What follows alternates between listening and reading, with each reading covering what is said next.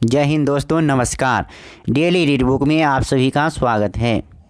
आप सभी कैसे हैं और आपकी स्टडी कैसी चल रही है? मुझे उम्मीद है कि आप सभी अच्छे होंगे और आपकी स्टडी भी अच्छी तरह से चल रही होगी और अच्छी तरह से चलना ही चाहिए, क्योंकि आपको एक अधिकारी बनना है, आपको एक सरकारी जॉब लेना है और सरकारी जॉब लेने से बहुत सारे प्रॉब्लम आपका सॉल्व होने वाला है।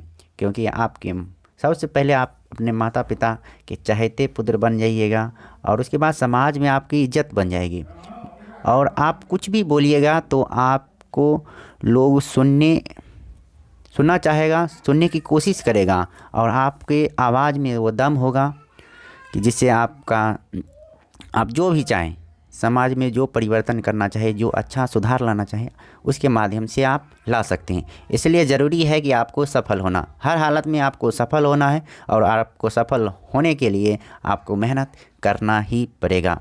तो चलिए आज का प्रश्न स्टार्ट करते हैं। अगर इस चैनल पर आप नए हैं तो जाहिर सी बात है कि आपने एनटीपीसी सीबीटी 1 का सारे पेपर का एनालिसिस नहीं किया होगा।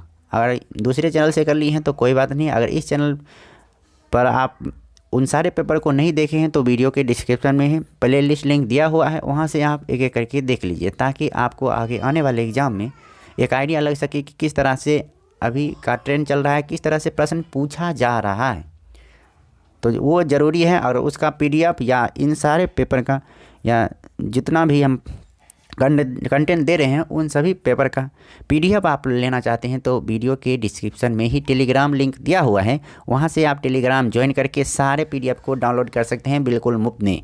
और आराम से पढ़िए, कोई ज़्यादा रुपया खर्च करने की ज़रूरत नहीं है। अपने घर पर रहिए, सुरक्षित रहिए और मस्ती में पढ़ते रहिए, मेहनत करते रहिए। तो चलिए स्टार्ट करते हैं। आज का पहला प्रश्न है, बंगाल का विभाजन किस वायसराय के कार्यकाल में हुआ था?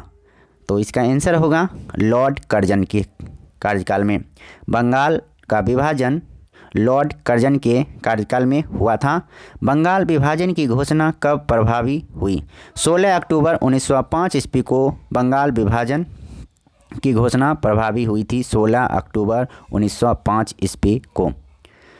20 जुलाई 1905 को बंगाल विभाजन के निर्णय की घोषणा हुई, जिसके विरोध में 7 अगस्त 1905 को कलकत्ता के टाउन हॉल में स्वदेशी आंदोलन आरंभ हुआ। इसी बैठक में ऐतिहासिक बहिष्कार प्रस्ताव स्वीकृत हुआ था। तो ये सभी पॉइंट बहुत ही इम्पॉर्टेंट है, तो याद रखिएगा। 20 जुलाई 1905 को बंगाल विभाजन के निर्णय की घोषणा हुई, जबकि प्रभावी हुआ था 16 अक्टूबर 1905 को, जिसके विरोध में 7 अगस्त 1905 को कलकत्ता के टाउन हॉल में स्वदेशी आंदोलन आरंभ हुआ। इसी बैठक में ऐतिहासिक बहिष्कार प्रस्ताव स्वीकृत हुआ था। बंगाल का विभाजन मुख्यतः किस उद्देश्य से किया गया था? तो इसका आंसर होगा बंगाली राष्ट्रवाद की भावना को दुर्बल करने के लिए। बंगाल का विभाजन मुख्यतः किस उद्देश्य से किया गया था? तो बंगाली राष्ट्रवाद की भावना को दुर्बल करने के लिए। बंगाल विभाजन 1905। तो बंगाल विभाजन 1905 में क्या हुआ था? तो दो भागों में बटा था, एक पश्चिमी बंगाल और एक पूर्वी बंगाल। पश्चिम बंगाल में बंगाल, बिहार और उड़ीसा शामिल थे, जबकि पूर्वी बंगाल में पूर्वी बंगाल और असम का क्षेत्र शामिल था। पश्चिम बंगाल में हिंदू जनसंख्या का बाहुल्य क्षेत्र था, जबकि पूर्वी बंगाल में मुस्लिम जनसंख्या बहुल क्षेत्र था। तो इस प्रकार बंगाल विभाजन से ये पॉइंट याद रखिएगा। वंदे मातरम किस आंदोलन के दौरान भारतीय राष्ट्रीय आंदोलन का प्रेरक गीत बना? तो इसका आंसर होगा स्वदेशी आंदोलन। वंदे मातरम किस आंदोलन के दौरान भारतीय राष्ट्रीय आंदोलन का प्रेरक गीत बना? तो स्वदेशी आंदोलन के दौरान। बंगाल के विभाजन के विरोध में हुए आंदोलन का नेतृत्व किसने किया था? तो इसका आंसर होगा सुरेंद्र नाथ बनर्जी ने। बंगाल के विभाजन के विरोध में हुए आंदोलन का नेतृत्व किसने किया था? सुरेंद्र नाथ बनर्जी के द्वारा किया गया था। दिल्ली में स्वदेशी आंदोलन का नेतृत्व किसने किया था? सैयद हैदर रजा ने। दिल्ली में स्वदेशी आंदोलन का नेतृत्व सैयद हैदर रजा के द्वारा किया गया था। मद्रास में स्वदेशी आंदोलन का नेतृत्व किसने किया था? तो चिदम्बरम पिल्ले के द्वारा मद्रास में स्वदेशी आंदोलन का नेतृत्व किया गया था। ब्रिटिश वस्तुओं के बहिष्कार को राष्ट्रीय नीति के रूप में किस वर्ष स्वीकृत किया गया? तो वर्ष 1905 ईस्वी में। ब्रिटिश पत्रकार H.W. नेविन्सन किस आंदोलन से जुड़े थे? तो स्वदेशी आंदोलन से। ब्रिटिश पत्रकार H.W. नेविन्सन किस आंदोलन से जुड़े थे? तो स्वदेशी आंदोलन से। 16 अक्टूबर 1905 को बंगाल में शोक दिवस मनाया गया। रविन्द्रनाथ टैगोर के सुझाव पर संपूर्ण बंगाल में इस दिन को राखी दिवस के रूप में मनाया गया। तो बहुत ही इम्पोर्टेंट प्रश्न है कि शोक दिवस बंगाल में कब मनाया गया था? तो 16 अक्टूबर 1905 ईस्वी को।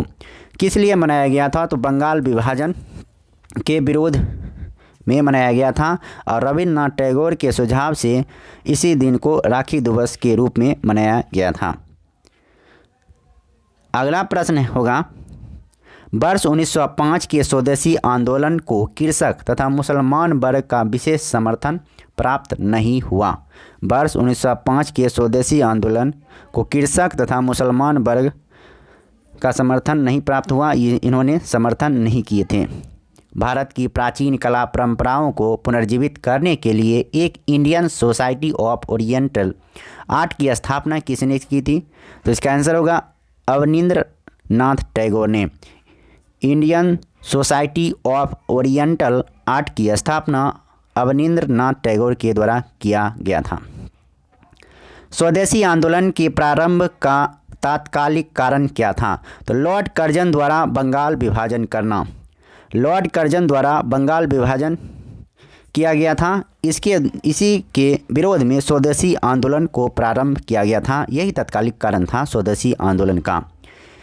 बंगाल में ब्रिटेन की वस्तुओं के बहिष्कार का सुझाव सर्वप्रथम कृष्ण कुमार मित्र ने दिया था। बंगाल में ब्रिटेन की वस्तुओं के बहिष्कार का सुझाव सर्वप्रथम किसने दिया था? कृष्ण कुमार मित्र के द्वारा दिया गया था। वर्ष 1905 में बंगला पत्रिका संजीवनी के संपादक कौन थे? वर्ष 1905 में बंगला पत्रिका संजीवनी के संपादक कौन थे? कृष्ण कुमार मित्र। स्वदेशी बांधव समिति की स्थापना किसने की थी? अश्वनी कुमार दत्त ने की थी। स्वदेशी बांधव समिति की स्थापना अश्वनी कुमार दत्त के द्वारा की गई थी। स्वदेशी आंदोलन के दौरान रविन्द्रनाथ टैगोर ने अमार सुनार बंगला नामक गीत की रचना की, जो आगे चलकर वर्ष 1971 में बांग्लादेश का राष्ट्रगान बना। स्वदेशी आंदोलन के दौरान रविन्द्रनाथ टैगोर ने अमार सुनार बंगला नामक गीत की रचना की, जो आगे चलकर 1971 में बांग्लादेश का राष्ट्रगान बना। अगला प्रश्न है, वर्ष 1905 में कांग्रेस के बनारस अधिवेशन में स्वदेशी आंदोलन का समर्थन किया गया। इस आंदोलन की अध्यक्षता किसने की थी? वर्ष 1905 में कांग्रेस के बनारस अधिवेशन में स्वदेशी आंदोलन का समर्थन किया गया। इस अधिवेशन की अध्यक्षता गोपाल कृष्ण गोखले के द्वारा किया गया था। स्वदेशी आंदोलन के दौरान बंगाल केमिकल्स स्वदेशी स्टोर की स्थापना किसके द्वारा की गई? प्रफुल्ल चंद्र रॉय के द्वारा। प्रफुल्ल चंद्र रॉय के द्वारा स्वदेशी आंदोलन के दौरान बंगाल केमिकल्स स्वदेशी स्टोर्स की स्थापना की गई थी। लॉर्ड कर्जन द्वारा वर्ष 1905 में किया गया बंगाल विभाजन वर्ष 1911 में लॉर्ड हॉर्डिंग के कार्यकाल में रद्द कर दिया गया। तो अगर पूछा जाएगा कि बंगाल विभाजन कब रद्द हुआ, तो 1911 ईस्वी में हुआ था, लॉर्ड हॉर्डिंग के कार्यकाल में। स्वदेशी आंदोलन का आलोचक तथा पूर्व व पाश्चात्य के मध्य एक बेहतर संबंध का समर्थक कौन था? तो रविन्द्रनाथ टैगोर था। स्वदेशी आंदोलन का आलोचक तथा पूर्व व राज्यपाल के मध्य एक बेहतर संबंध का समर्थक कौन था? रविन्द्रनाथ टैगोर था। बंगाल विभाजन के समय बंगाल का लेफ्टिनेंट गवर्नर कौन था? Sir Andrews Fraser. बंगाल विभाजन के समय बंगाल का लेफ्टिनेंट गवर्नर कौन था? सर एंड्रूज फ्रेजर था। स्वदेशी आंदोलन के प्रचार प्रसार के लिए प्रयोग की गई द बंगाली पत्रिका के संपादक कौन थे? सुरेंद्र नाथ बनर्जी। स्वदेशी आंदोलन के प्रचार प्रसार के लिए प्रयोग की गई द बंगाली पत्रिका के संपादक थे सुरेंद्र नाथ बनर्जी। अगला अंतिम प्रश्न को देखते हैं। अरुणडेल समिति के सुझाव पर वर्ष 1911 में बंगाल का पुनः एकीकरण कर दिया गया तथा दिल्ली भारत की राजधानी बनाई गई। दिल्ली भारत की राजधानी कब बनी थी? तो अरुणडेल समिति के सुझाव पर 1911 में बंगाल का पुनः एकीकरण कर दिया गया, दिल्ली भारत की राजधानी बनाई गई। फाइनली रूप से 1912 ईस्वी में दिल्ली भारत की राजधानी बनी थी। तो इस वीडियो में इतना ही। अब फिर मिलते हैं नेक्स्ट वीडियो में नेक्स्ट टॉपिक के साथ। तब तक के लिए नमस्कार, जय हिंद। अगर चैनल पर नए हैं तो चैनल को सब्सक्राइब जरूर कर दीजिए। डेली रीड बुक को सब्सक्राइब कीजिए, परिवार को बढ़ाइए और हम सभी एक परिवार की तरह हैं। तो एक दिन हम लोग सफल ज़रूर हो जाएंगे, तो लगातार मेहनत करते ही जाना है। तो वीडियो कैसा लगा ये भी आप कमेंट बॉक्स में लिखिए। अगर अच्छा लगा तो लाइक कीजिए, अच्छा नहीं लगा तो डिसलाइक कीजिए और साथ में कारण ज़रूर बताइए कि क्यों नहीं अच्छा लगा। फिर मिलते हैं, तब तक नमस्कार, जय हिंद, जय भारत।